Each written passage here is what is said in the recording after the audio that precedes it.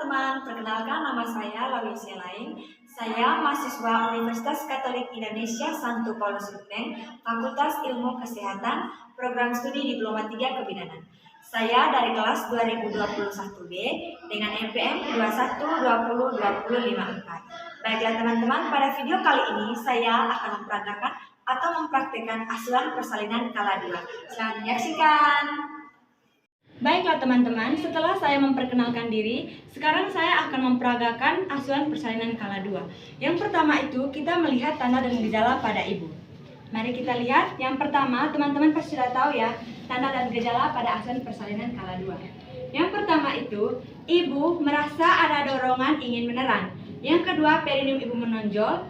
Yang ketiga, ibu merasa ada tekanan pada rektum atau vagina. Setelah itu, vulva membuka.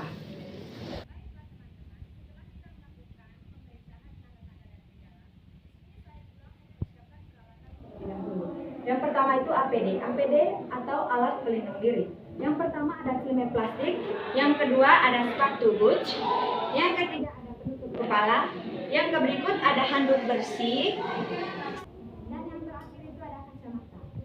Setelah itu kita mempersiapkan ibu dan bayi. Yang pertama itu ada 2 buah handuk bersih. Ada 2 buah handuk bersih. Setelah itu ada pakaian bayi, sebelah sini pakaian bayi. Setelah itu ada topi bayi. Ada topi bayi, setelah itu ada selimut pengganti. Ada sepertiga alas bokong ibu. Setelah itu ada 2 buah wasla.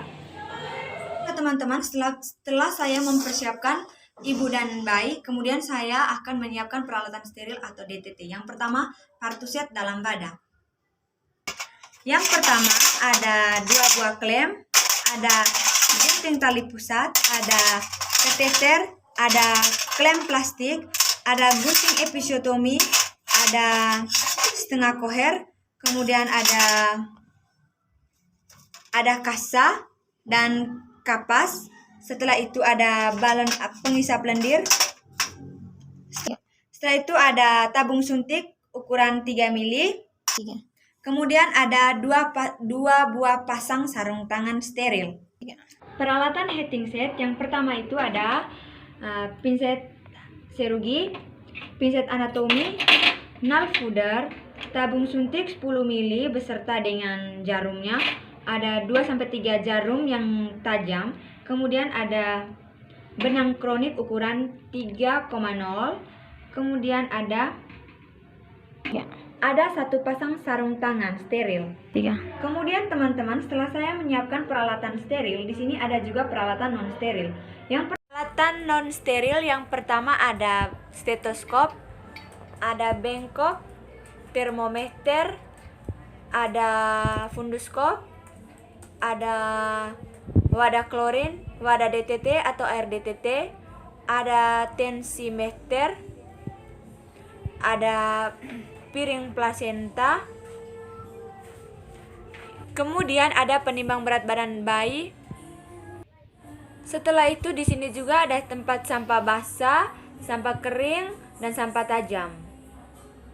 Kemudian di sini ada juga pita pengukur. Yang terakhir di sini ada gunting verban. Baiklah teman-teman, setelah itu ada obat dan bahan habis pakai. Yang pertama ada oksitosin 1 mili. Kemudian lidokain 1%. Setelah itu di sini ada kanul ukuran 16G sampai 18G. Setelah itu ada cairan infus dan dex 5%. Setelah itu ada ampicillin dan amoxicillin tablet 500. Kemudian ada vitamin K. Yang terakhir ada salep mata. Setelah itu, kemudian teman-teman, kita akan mempersiapkan persiapan dressing. Ada meja bersih, datar dan keras. Kemudian 1 buah kain gelar di atas perut ibu. Kemudian 1 buah kain untuk mengalas meja dan digunakan untuk pembungkus bayi. Dan 1 buah kain lagi untuk mengganjal bahu bayi. Kemudian teman-teman, di sini ada juga pengisap lendir, balon penyungkup dan lampu sorot 60 watt. Baiklah teman-teman, setelah kita mempersiapkan peralatan, di sini kita menggunakan APD. Menggunakan topi kepala.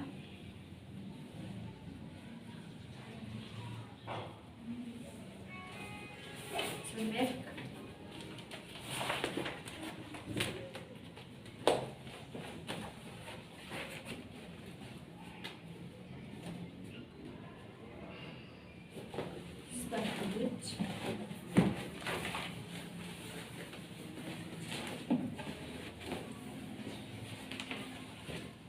Masker,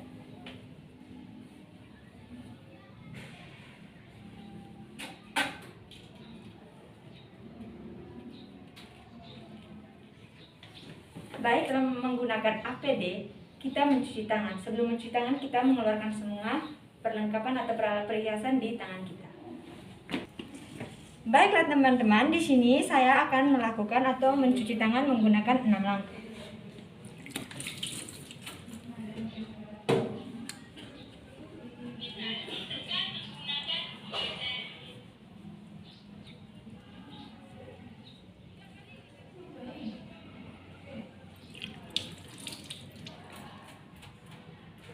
Setelah mencuci tangan, kita mengeringkan tangan kita.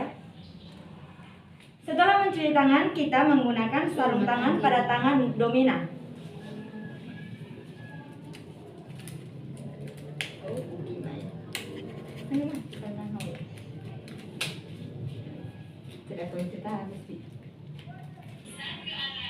Setelah menggunakan sarung tangan, di sini kita akan mematahkan ampul dan menghisap oksitosin 10 menit.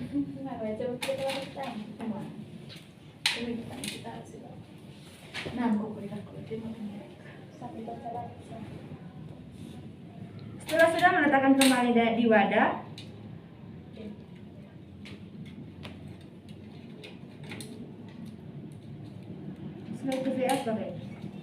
baiklah teman-teman, setelah itu kita melakukan pemeriksaan dalam. Yang pertama itu kita membersihkan perineum ibu terlebih dahulu menggunakan kapas. Permisi ya Bu, saya akan membersihkan perineum ibu dulu. Bersihkan dari depan ke belakang. Buang di bengkok.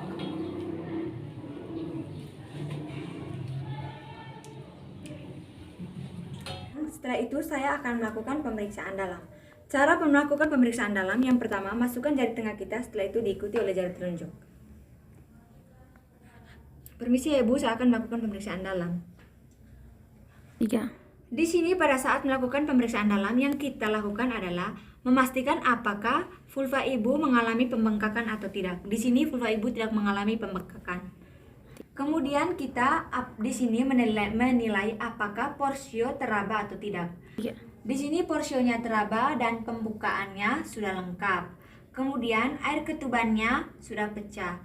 Jika air ketubannya belum pecah, kita melakukan amniotomi menggunakan setengah koher. 3. Kemudian teman-teman, kita akan melakukan pemecahan ketuban. Ibu, permisi ya Ibu, karena ketuban Ibu belum pecah dan pembukaan Ibu sudah lengkap. Di sini saya akan melakukan amniotomi atau pemecahan ketuban menggunakan setengah koher. Di sini kita memasukkan setengah koher dan melindungi setengah koher menggunakan jari tangan kita. Masukkan secara pelan-pelan. Permisi ya Ibu. Setelah itu kita mencari selaput ketuban. Ketika sudah dapat, kita melakukan pemecahan dan biarkan air ketuban mengalir di bengkok. Setelah melakukan pemecahan ketuban, di sini kita simpan kembali bengkoknya pada tempat.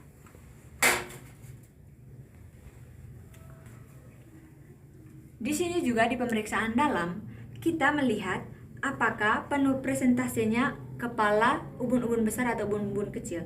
Di sini presentasi kepala, ubun-ubun kecil, keturunan kepala di HOT 3 dan 4, dan melakukan molase, struktura, teraba tumpang tindih atau tidak tumpang tindih tetapi masih dapat dipisahkan. 3. Setelah kita melakukan pemeriksaan dalam, kita melepaskan sarung tangan kita di larutan klorin 5%. Cara melepaskannya dengan terbalik.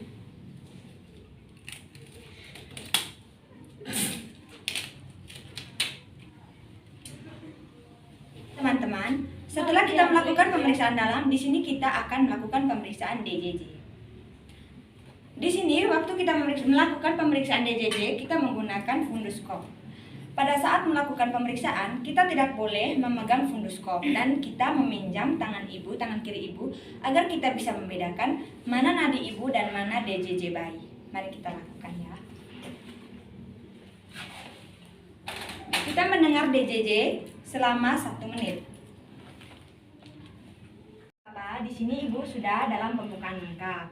Sekarang Bapak bisa membantu saya untuk mengatur posisi ibu dalam keadaan nyaman, sehingga pada saat dia menerang nanti tidak merasa terganggu. Bisa tolong? Oh iya.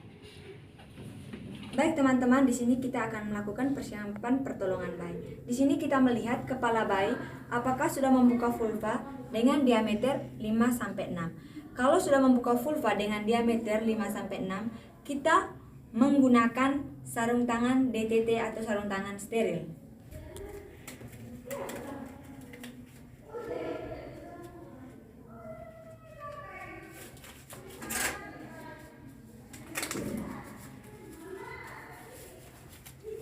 Ya. Setelah itu kita menyimpan satu buah kain di atas perut ibu.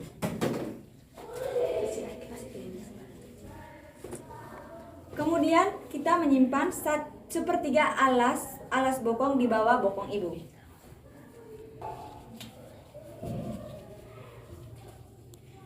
Permisi ya ibu.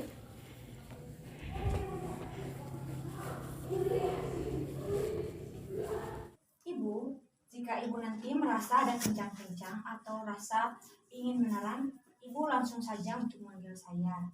Baik ibu ya. Iya bu. Nanti pada saat menerang, tangan ibu menggenggam pergelangan kaki ibu, dan nanti kakinya tidak boleh kakinya angkat, tetapi bokongnya tidak boleh angkat ya ibu ya. Bapak bisa juga membantu ibu sebentar. Baik teman-teman, posisi tangannya seperti ini, kemudian tangan satunya di atas seperti ini. Terus ibu, pintar ibu, pelan-pelan ibu. Iya ibu, tarik nafas ibu. Iya, tarik nafas pelan. Terus ibu. Iya ibu, sedikit lagi ibu. Iya. Terus stop ibu. Nah, baiklah teman-teman, di sini kepalanya sudah lahir. Sekarang kita melakukan penilaian atau melihat apakah ada lilitan tali pusat atau tidak. Di sini tali pusatnya tidak melilit. Jika ada lilitan, kita melakukan pengkeleman di 2 bagian, kemudian melakukan pemotongan. Setelah itu, di sini tali pusatnya bisa normal dan tidak ada lilitan. Kemudian kita menunggu kepala bayi melakukan putaran paksi luar. Kemudian kita membantu proses persalinan bahu. Posisi tangan kita seperti ini. Ya ibu, terus ibu. Ya, terus ibu. Kemudian kita pindah tangan seperti ini. Ya ibu, tangan ini menelusuri kepala sampai bahu bayi. Kemudian tangan kita menyekat di kedua pergelangan kaki bayi. Setelah itu kita melakukan penilaian sepintas. Di sini bayi menangis keras, kulit kemerahan, dan bayi bergerak aktif.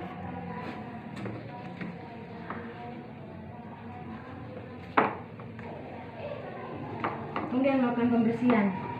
Bersihkan di seluruh tubuh bayi dan tidak boleh bersih di telapak tangan. Kemudian kita mengganti kain bersih, kain yang kotor dan kain yang bersih. Permisi ibu.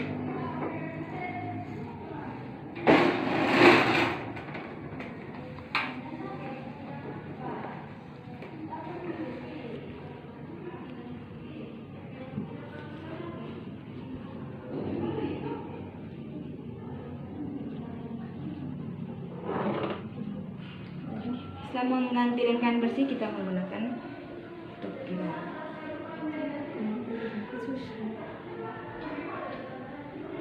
Menggunakan IM.